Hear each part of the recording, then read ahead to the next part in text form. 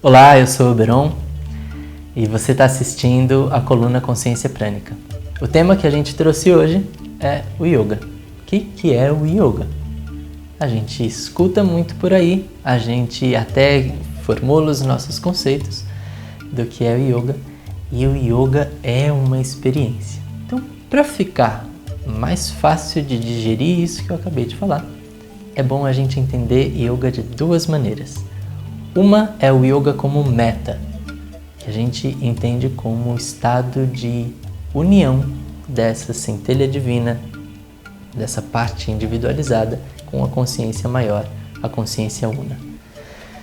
E a outra forma de ver o Yoga é o Yoga como método, como metodologia para se chegar a essa meta. Então, é uma metodologia que envolve disciplina, envolve alguns elementos, como, por exemplo, aquilo que popularmente se vê por aí e se entende como yoga, que são as posturas físicas. Então, esse é só um elemento dentro da disciplina. A parte mais importante dentro do yoga método são os alicerces éticos, que vão fazer com que, inclusive, uma pessoa que não faz asanas, que não pratica posturas, seja também um praticante de yoga, porque ele observa esses princípios éticos. E esses princípios éticos não são não é nada assim tão rebuscado e tão secreto. Não, são elementos que você tem na sua constituição ética, natural de ser, e que diz respeito à nossa interação com o outro e à nossa interação com a gente mesmo. E eu vou dar alguns exemplos para você. Por exemplo, não violência. Por exemplo, verdade. Por exemplo, desapego. A limpeza do nosso corpo. O contentamento, né? Então são elementos base que oferecem a possibilidade da gente estar crescendo dentro do nosso caminho espiritual. Isso é yoga. Inclusive, eu posso trazer outras tradições que também observam esses elementos e eu posso chamar isso de yoga, né? A gente vai observar pessoas que seguem o Tao, pessoas que seguem o xamanismo, pessoas que seguem o cristianismo e o cristianismo primitivo, o budismo. A gente pode chamar isso de yoga também. Mas, de acordo com a tradição do yoga, e existem vários livros que ao longo dos milênios foram escritos, que são específicos com relação à metodologia. Embora a gente faça aí essa confusão de nomes, mas são específicos com relação à metodologia, e aí a gente vai ter o estudo dos chakras, aí a gente vai ter o estudo meditativo. Inclusive, um dos documentos mais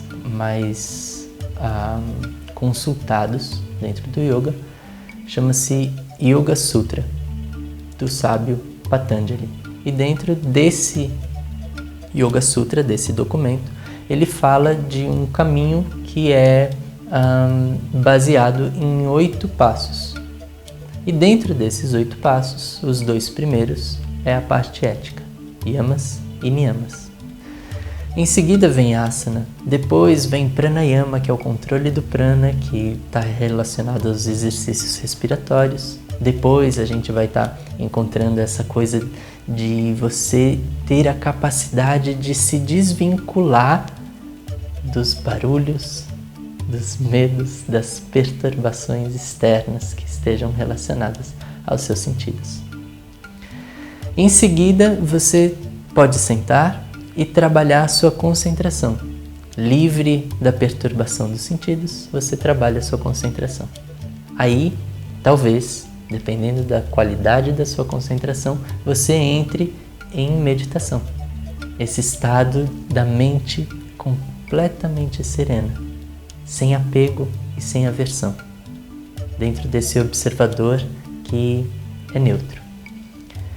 E se for parte do seu karma, dos seus méritos e do seu momento, você pode ter a experiência que a gente chama de Samadhi, superconsciência, quando você sai do personagem e você emerge no todo, no absoluto. Sai do relativo e entra nessa experiência do absoluto.